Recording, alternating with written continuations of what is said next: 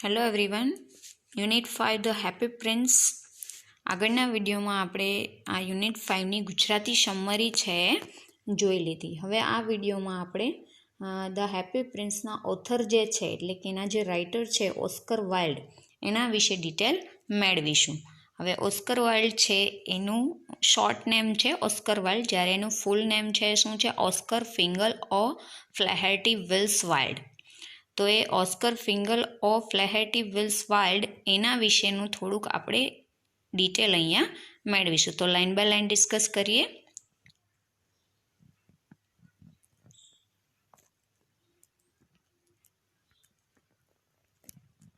About the author.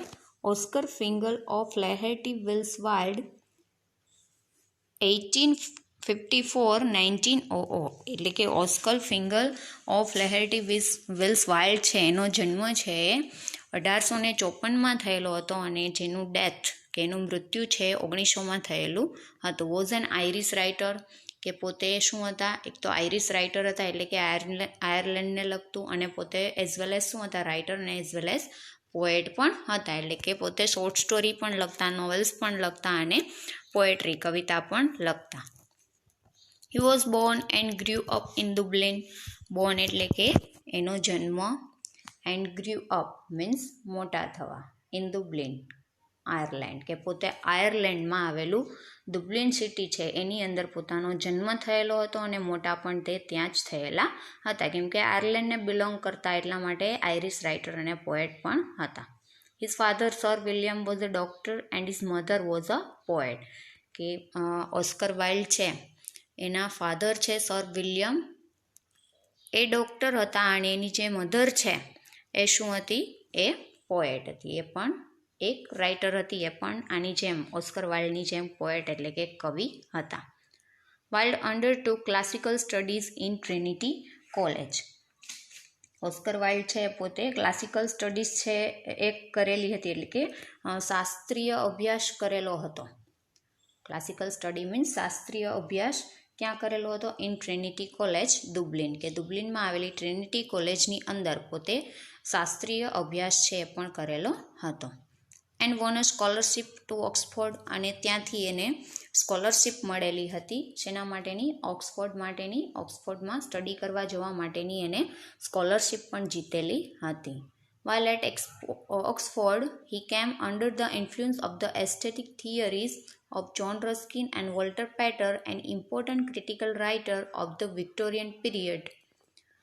કે જ્યારે પોતે ઓક્સફોર્ડની સ્કોલરશિપ છે એ મેળવે છે ત્યાર પછી પોતે ઓક્સફોર્ડમાં જાય છે, ઓક્સફોર્ડ યુનિવર્સિટીમાં જાય છે, ત્યારે શું થાય છે કે હી કેમ under the influence of the aesthetic theories. Aesthetic theories means થાય છે કે રસલક્ષી સિદ્ધાંતો. રસલક્ષી મીન્સ કે કળામાં રુચિ ધરાવતું, એને એસ્થેટિક કહી શકીએ. તો કળામાં રુચિ ધરાવતા સિદ્ધાંતો છે એની ઇન્ફ્લુઅન્સમાં પોતે આવ્યા, અને એ પણ કોની થિયરી હતી? જોન રસ્કિન અને વોલ્ટર પેટર, એ બંનેની થિયરી હતી એસ્થેટિક થિયરીઝ. અને એ જે જોન રસ્કિન અને વોલ્ટર પેટર છે એ શું હતા? એ ક્રિટિક હતા. ક્રિટિક એટલે કે ટીકા કરનાર. તો પોતે જે ઇમ્પોર્ટન્ટ ક્રિટિકલ રાઇટર એટલે કે વોલ્ટર પેટર અને જોન રસ્કિન છે એ બંને ઇમ્પોર્ટન્ટ ક્રિટિકલ રાઇટર હતા, એટલે કે ટીકાત્મક લેખકો હતા. એ પણ કઈ એજના? વિક્ટોરિયન પીરિયડના, એટલે કે વિક્ટોરિયન એજના.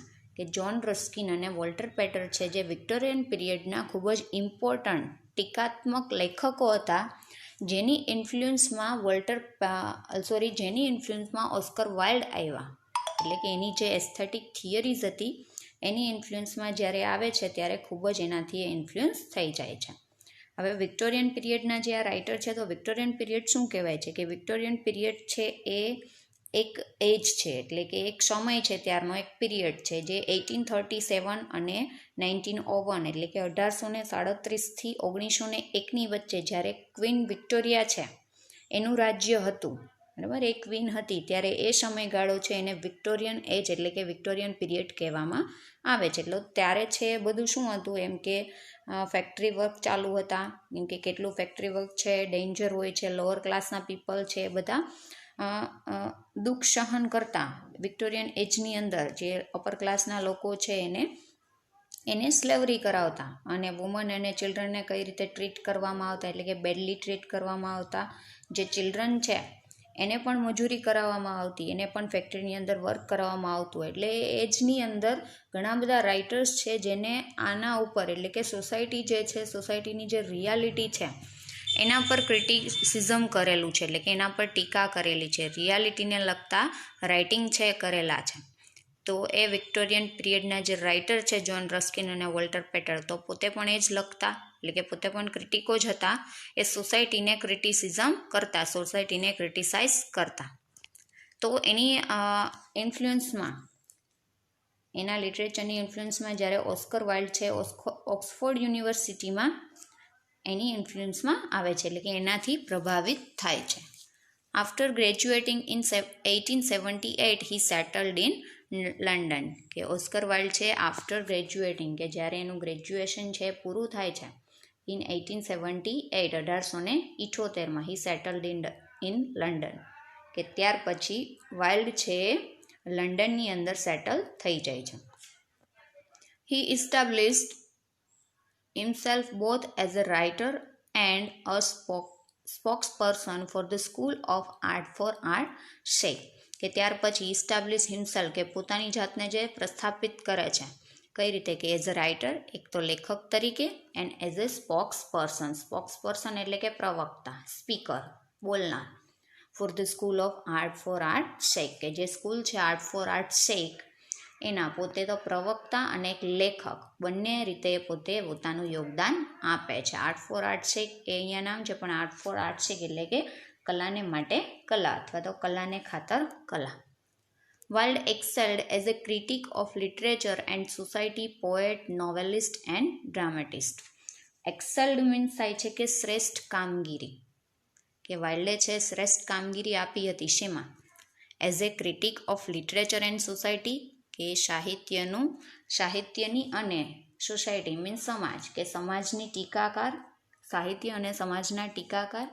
અને એઝ એ પોએટ તરીકે, કવિ તરીકે, નોવેલિસ્ટ તરીકે, ડ્રામેટિસ્ટ તરીકે, એટલે કે નાટ્યકાર તરીકે. તો આ બધા વર્કમાં સાહિત્યની અંદર પોતે પોએટ, નોવેલિસ્ટ, ડ્રામેટિસ્ટ અને ક્રિટિક, આ બધા પ્રત્યે એને પોતે કામગીરી છે એ શ્રેષ્ઠ બજાવેલી હતી, એટલે પોતાની કામગીરી છે એને શ્રેષ્ઠ આપી હતી.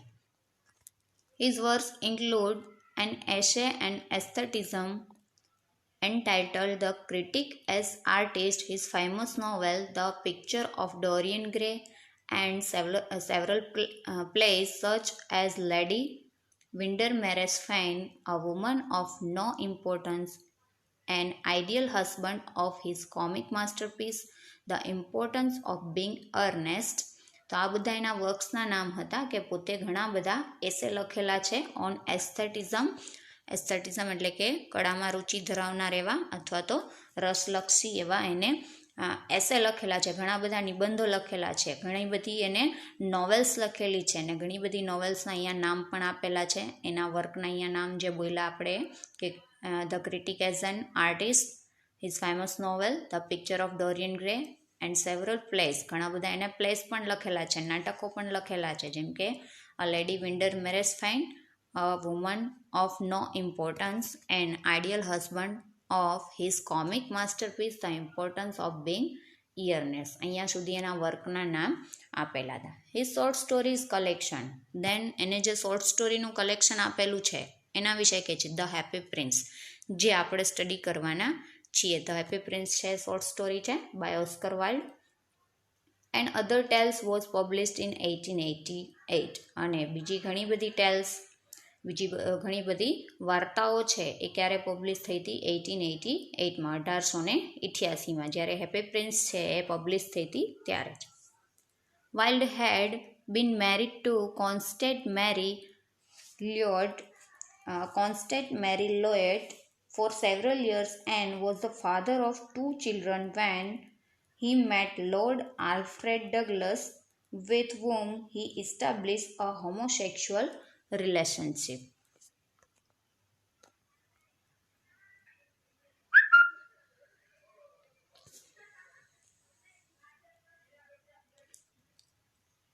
અને એને જે શોર્ટ સ્ટોરીનું કલેક્શન આપ્યું ત્યાર પછી કે wild had bin married two કોન્સ્ટેન્સ Mary Lloyd, કે પોતે જે ઓસ્કર વાઇલ્ડ છે એને મેરેજ કરેલા હતા કોની સાથે, કોન્સ્ટેન્સ મેરી લોયડ એ નામની ગર્લ સાથે એને મેરેજ કરેલા હતા ફોર સેવરલ યર્સ, એટલે કે ઘણા વર્ષો માટે. And was the father of 2 children, અને પોતે એટલે કે ઓસ્કર વાઇલ્ડ છે એ 2 બાળકોના પિતા પણ હતા. When he mat lord Alfred ડગલસ, કે જ્યારે મેટ મીન્સ મળ્યા, લોર્ડ આલ્ફ્રેડ ડગલસ એ પણ એક મેન જ છે, એટલે કે એક પુરુષ છે. જ્યારે ઓસ્કર વાઇલ્ડ છે લોર્ડ આલ્ફ્રેડને મળે છે ત્યારે વિથ હુમ, કે જેની સાથે હી એસ્ટાબ્લિશ અ હોમોસેક્સ્યુઅલ રિલેશનશિપ, ઇસ્ટાબ્લિશ એટલે કે સ્થાપના કરવી અથવા પ્રસ્થાપિત કરવું.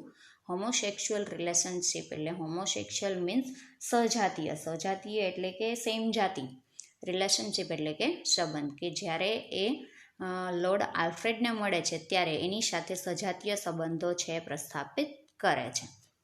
હી was arrested and sentence to jail, અને જેના લીધે એટલે કે હોમોસેક્સ્યુઅલ રિલેશનશિપના લીધે હી વોઝ એરેસ્ટેડ, કે એની ધરપકડ કરવામાં આવે છે, એન્ડ સેન્ટેન્સ મીન્સ સજા, ટુ જેલ કે એને જેલની સજા પણ થાય છે. ફોર 2 years, કેટલી સજા થાય છે, 2 વર્ષ માટે. અને એની સાથે સાથે hard labour because homosexuality was considered a criminal offence in those days. એને 2 વર્ષની જેલની સજા કરવામાં આવે છે, ને એ પણ કોની સાથે, with hard labour. Hard labour એટલે કે સખત મહેનત સાથે, કેમ કે જેલની અંદર જે મજૂરી કરાવવામાં આવે છે એ. તો હાર્ડ લેબર સાથે એને 2 yearsની જેલ કરવામાં આવે છે. બીકોઝ, કારણ કે હોમોસેક્સ્યુઆલિટી જે છે એટલે કે જે સજાતીય સંબંધો જે છે એને કન્સિડર્ડ મીન્સ માનવામાં આવતું ક્રિમિનલ ઓફેન્સ, એટલે ઓફેન્સ મીન્સ ગુનો, ક્રાઇમ મીન્સ ગુનો, કે એક ટાઈપનું એને ગુનો માનવામાં આવતો ઓન ધોઝ ડેઝ, કે તે દિવસોની અંદર. કેમ કે વિક્ટોરિયન એજ એ જ્યારે 1854 to 1900 કે 1854 થી 1900ની અંદર જ્યારે ઓસ્કર વાઇલ્ડ છે એ હતા ત્યારે એ સમયમાં હોમોસેક્સ્યુઆલિટી છે એને એક ગુનો માનવામાં આવતો, એને એક ક્રાઇમ માનવામાં આવતો, જેના લીધે પોતે એરેસ્ટ થઈ જાય છે અને 2 years એને લેબર સાથે, મજૂરી સાથે એને જેલની સજા પણ થઈ જાય છે. આફ્ટર લિવિંગ જેલ, કે જ્યારે એ જેલમાંથી છૂટા થાય છે ત્યારે વાઇલ્ડ અ રૂઇન્ડ મેન, કે વાઇલ્ડ શું બની ગયા હતા, રૂઇન્ડ મેન. રૂઇન્ડ મેન એટલે કે બરબાદ થઈ જવું, બધું છે ડિસ્ટ્રોય થઈ જવું, કે પોતે એક બરબાદ માણસ બની ચૂક્યા હતા. માઇગ્રેટેડ ટુ ફ્રાન્સ, અને પોતે શું કર્યું, માઇગ્રેટેડ એટલે કે સ્થળાંતર કર્યું, પોતે ફ્રાન્સમાં સ્થળાંતર કરેલું, ત્યાંથી એટલે કે એ જગ્યાએથી આયર્લેન્ડમાંથી પોતે ફ્રાન્સ જતા રહ્યા. And died there in relative obscurity and poverty after 3 years, અને પોતા ક્યારે એનું ડેથ થઈ ગયું હતું, there in relative obscurity, relative means સંબંધિત, અને ઓબ્સ્ક્યુરિટી એટલે કે ઝાંખપ, કે સંબંધોની ઝાંખપ, અને પોવર્ટી મીન્સ ગરીબી, અને ગરીબીના લીધે આફ્ટર 3 years જેલમાંથી છૂટ્યા પછી 3 વર્ષ પછી એમનું ડેથ થઈ ગયેલું. તો અહીંયા ઓસ્કર વાઇલ્ડની ડિટેલ છે આપણે મેળવી લીધી છે. ફરીથી એક વખત તમને કહી દઉં છું કે ઓસ્કર વાઇલ્ડ છે એટલે શોર્ટમાં ગુજરાતીમાં કહું છું, ઓસ્કર વાઇલ્ડ છે એનું શોર્ટ નેમ છે, એનું ફૂલ નેમ છે Oscar Fingal of લેહેર્ટી Wales wild, જેનો બોર્ન 1854માં થયેલો છે અને જેમનું ડેથ 1900માં થયેલું છે. પોતે આયરિશ રાઇટર અને આયરિશ પોએટ હતા, જેમનો બોર્ન છે પણ આયર્લેન્ડમાં દુબ્લિન સિટીની અંદર થયેલો હતો, અને પોતે મોટા પણ ત્યાં જ થયેલા હતા. વાઇલ્ડના જે ફાધર છે એમનું નામ સર વિલિયમ હતું, અને જે પોતે ડૉક્ટર હતા, અને એની મધર છે પણ શું હતી, પોએટ હતી. વાઇલ્ડે છે પોતે ક્લાસિકલ સ્ટડીઝ છે ટ્રિનિટી કોલેજ દુબ્લિનની અંદર મેળવેલું હતું, ત્યાંથી પોતે એક સ્કોલરશિપ મેળવેલી હતી, એ પણ છે એના માટેની, ઓક્સફોર્ડ માટેની, અને ત્યાર પછી પોતે ઓક્સફોર્ડમાં જાય છે સ્ટડી કરવા માટે. ત્યાં પોતે આ જે 2 મોસ્ટ ઇમ્પોર્ટન્ટ ક્રિટિકલ રાઇટર છે જોન રસ્કિન અને વોલ્ટર પેટર, એની અંડર ઇન્ફ્લુઅન્સમાં આવે છે, એટલે કે એનાથી એ પ્રભાવિત થઈ જાય છે.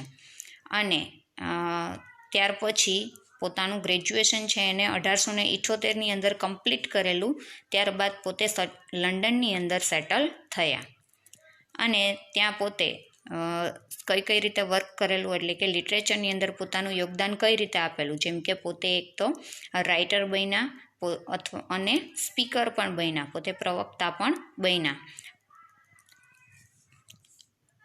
એન્ડ ધેન પોતે એઝ એ ક્રિટિક તરીકે લિટરેચરની અંદર એઝ એ ક્રિટિક તરીકે, સોસાયટીના ક્રિટિક તરીકે, પોએટ, નોવેલિસ્ટ તરીકે અને ડ્રામેટિસ્ટ તરીકે પોતાનું શ્રેષ્ઠ કામગીરી છે પોતે આપેલી હતી. ઘણા બધા વર્ક્સ છે આપણને આની અંદર આપેલા હતા, જેના ઇમ્પોર્ટન્ટ પ્લેઝ, ઇમ્પોર્ટન્ટ નોવેલ્સ અને ઇમ્પોર્ટન્ટ શોર્ટ સ્ટોરી છે જે ઓસ્કર વાઇલ્ડે લખેલી હતી. અને ધ હેપી પ્રિન્સ છે પણ એને 1888માં પબ્લિશ કરેલી હતી. અને ઓસ્કર વાઇલ્ડ છે એને કોન્સ્ટન્ટ મેરી લોઇડ સાથે મેરેજ કરેલા હતા. અને થોડા વર્ષો પછી એ જ્યારે લોર્ડ આલ્ફ્રેડ ડગલસને મળે છે ત્યારે એની સાથે હોમોસેક્સ્યુઅલ રિલેશનશિપમાં આવે છે, અને જેના લીધે એ સમયમાં એ વસ્તુને ક્રાઇમ માનવામાં આવતો, જેના લીધે એને એરેસ્ટ કરવામાં આવ્યા અને 2 years લેબર સાથે એને સજા કરવામાં આવી. અને જ્યારે એ આફ્ટર 2 years જ્યારે જેલમાંથી છૂટે છે ત્યારે પોતે એક રૂઇન્ડ મેન બની જાય છે અને લંડનમાંથી એ ફ્રાન્સમાં સ્થળાંતર કરી જાય છે. અને આફ્ટર 3 years જેલમાંથી છૂટ્યા પછી 3 વર્ષ પછી પોતે પોવર્ટીના લીધે અને રિલેટિવ ઓબ્સ્ક્યુરિટીના લીધે એમનું ડેથ થઈ જાય છે. ચલો હવે અહીંથી જોઈશું અબાઉટ ધ સ્ટોરી, એટલે કે સ્ટોરીનો ટૂંક સાર. સ્ટોરીની અંદર મેઇન શું આવે છે એ આપણે જોઈશું.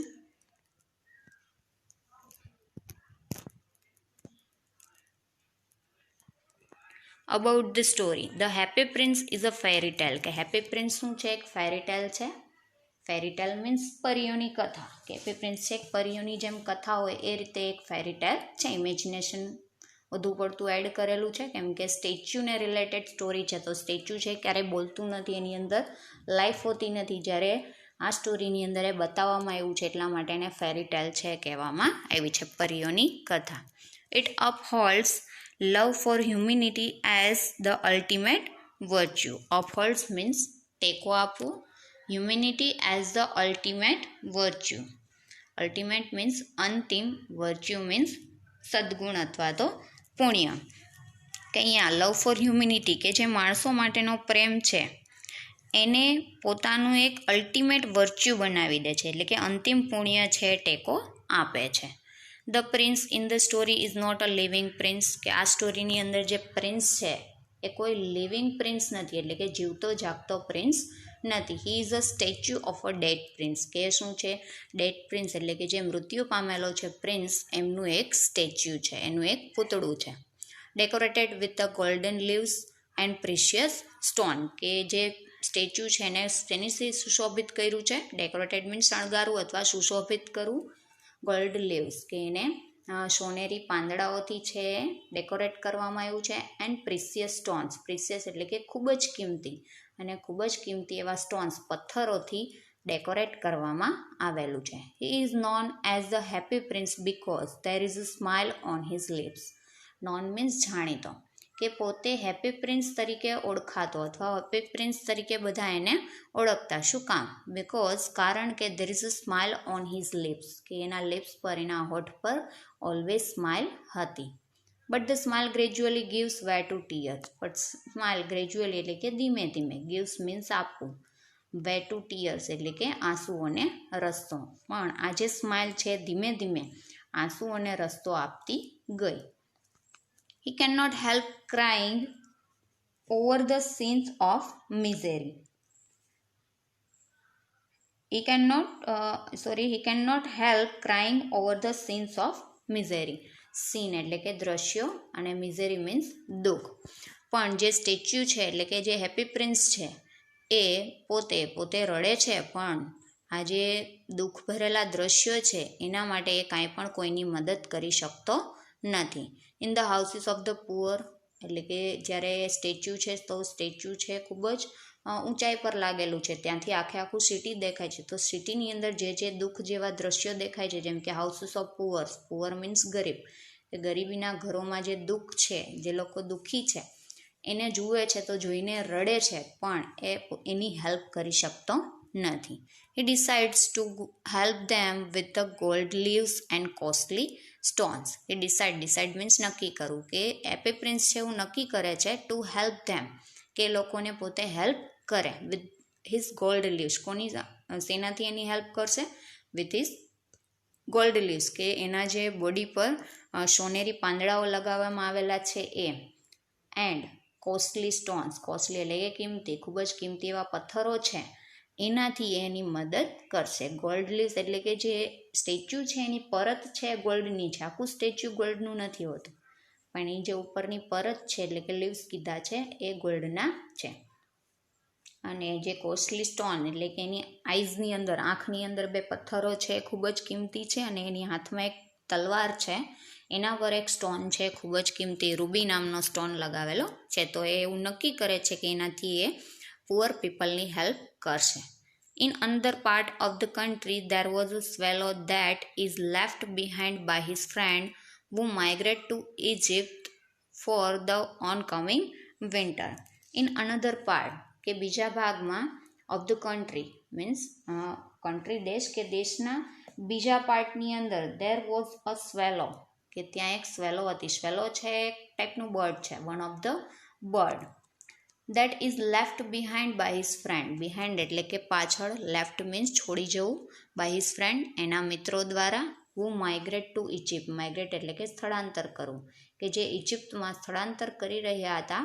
ઓનકમિંગ વિન્ટર, કે જ્યારે શિયાળો આવવાનો છે, વિન્ટર આવવાનો છે, તો એ સમયમાં જ્યારે બર્ડ છે, બધા પક્ષીઓ છે એ ઇજિપ્તમાં સ્થળાંતર કરતા હતા, ત્યારે આજે સ્વેલો બર્ડ છે પોતાના ફ્રેન્ડ દ્વારા પાછળ છૂટી ગઈ હતી. એના ફ્રેન્ડ છે બધા ઇજિપ્ત જતા રહ્યા હતા, જ્યારે સ્વેલો બર્ડ છે એ હવે જવા માટે નીકળતી હતી. The lone swallow land in the city of the happy prince to spend a night and settles down to rest on the prince feet. A lone swallow એટલે કે આ એકલી જે સ્વેલો બર્ડ છે એ lands in the city of the happy prince, કે જ્યાં happy પ્રિન્સનું city છે, જ્યાં એનું સ્ટેચ્યુ લગાવવામાં આવેલું છે, એ લેન્ડ પર, એ જમીન પર એ ત્યાં એ નીચે ઉતરે છે. શેના માટે? To spend a night and settles down to rest on the prince feet. Spend means પસાર કરવી, નાઇટ મીન્સ રાત્રિ, settles down to the rest, rest એટલે કે આરામ, આરામ કરવા માટે નીચે ઉતરે છે. ઓન પ્રિન્સ ફીટ, કે જે હેપી પ્રિન્સનું સ્ટેચ્યુ છે એના ફીટ, ફીટ એટલે કે એના પગ પાસે, એના પગ પાસે નાઇટ સ્પેન્ડ કરવા અને આરામ કરવા માટે ત્યાં નીચે લેન્ડ થાય છે, નીચે ઉતરે છે.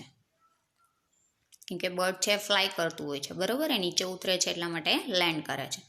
The little swallow act as the prince messenger, અને જે આ નાની એવી સ્વેલો છે એટલે કે નાનું એવું બર્ડ છે એ શું કરે છે? Act as the prince messenger, કે પ્રિન્સના મેસેન્જર તરીકે કામ કરે છે.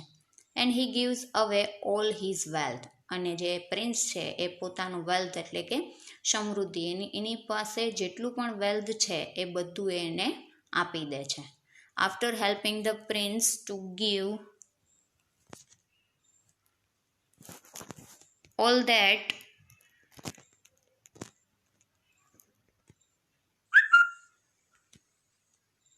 he has, the swallow falls dead at his feet. અને શું થાય છે કે એનું વેલ્થ બધું આપી દે છે, એટલે કે વેલ્થ છે પુઅર પીપલની હેલ્પ કરવા માટે સ્વેલો બર્ડને આપે છે. સ્વેલો બર્ડ છે મેસેન્જર તરીકે વર્ક કરે છે, એ પણ બધું વેલ્થ છે જેને જેને કહે છે પ્રિન્સ એને આપી આવે છે અને એની હેલ્પ કરી દે છે. આફ્ટર હેલ્પિંગ ધ પ્રિન્સ, કે પ્રિન્સની મદદ કર્યા પછી, to give all that he has, the swallow falls dead at his feet, અને જે સ્વેલો બર્ડ છે ફોલ્સ એટલે કે પડી જવું, ડેડ મીન્સ મૃત્યુ પામે છે, એટ હિઝ ફીટ પ્રિન્સના પગ પાસે. અને આફ્ટર બધી હેલ્પ થઈ જાય છે ત્યાર પછી સ્વેલો છે ઠંડીના લીધે મૃત્યુ પામે છે, અને જે પ્રિન્સ છે એના સ્ટેચ્યુના પગની પાસે પડી જાય છે. Unable to bear the cold, અને શેના લીધે મૃત્યુ પામે છે? અનેબલ એટલે કે અસક્ષમ, ટુ બિયર, બિયર મીન્સ સહન કરવું, ધ કોલ્ડ એટલે કે ઠંડી, કે ઠંડીને સહન કરવા માટે અસક્ષમ હોય છે, જેના લીધે એનું મૃત્યુ થઈ જાય છે. His death breaks the prince heart into two, અને એનું ડેથ થાય છે ત્યારે આ જે પ્રિન્સ છે એનું હાર્ટ છે બે ભાગમાં વેચાઈ જાય છે, એટલે કે એનું હાર્ટ છે બે ટુકડામાં તૂટી જાય છે. The cities authorities don't find the statue attractive એનીમોર, અને જે આ સિટીની ઓથોરિટીઝ છે, ઓથોરિટીઝ એટલે કે સત્તાવાળાઓ, કે જે ઓથોરિટીવાળા લોકો છે, જે સત્તાવાળાઓ છે, એ એવું જુએ છે કે સ્ટેચ્યુ એટ્રેક્ટિવ એનીમોર, કે આ સ્ટેચ્યુ છે ડોન્ટ ફાઇન્ડ એટ્રેક્ટિવ એનીમોર, કે હવે સ્ટેચ્યુ છે એટલું બધું આકર્ષિત રહેલું નથી, કેમ કે એકદમ ડલ થઈ ગયું છે. શું કામ? કેમ કે એની ઉપરનું જે ગોલ્ડ હતું, એના પ્રિસિયસ જે સ્ટોન હતા, એ બધા પ્રિન્સે બર્ડને આપી દીધા પુઅર પીપલની હેલ્પ કરવા માટે. હવે એ સ્ટેચ્યુ છે એકદમ ડલ થઈ ગયું છે.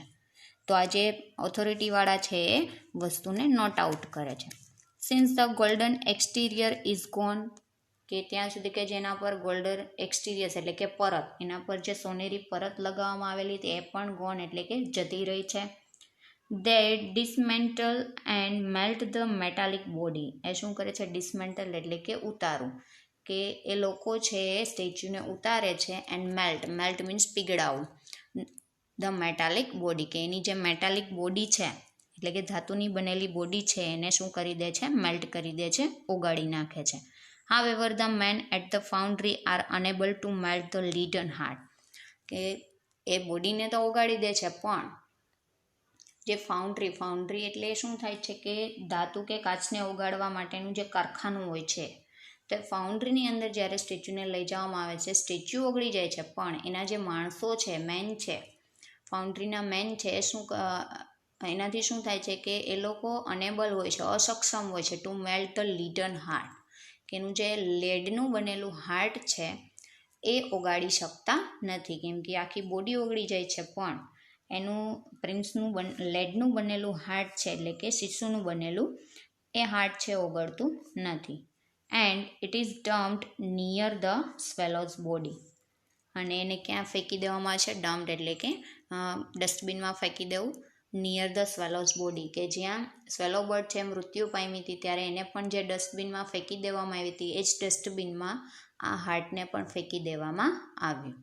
Gods Angel then pick up the dead swallow and the prince's heart as the most precious thing on earth at his command, and the two attain an everlasting place in heaven.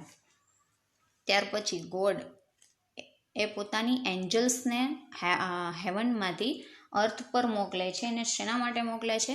Pickup the dead swallow and the prince heart, કે જે આ dead સ્વેલો bird હતી એ અને જે પ્રિન્સનું heart હતું એ બંનેને pickup કરવા માટે, એ બંનેને ત્યાંથી ઉચકીને લઈ આવવા માટે ગોડ છે પોતાની એન્જલ્સને મોકલે છે. Most precious thing on land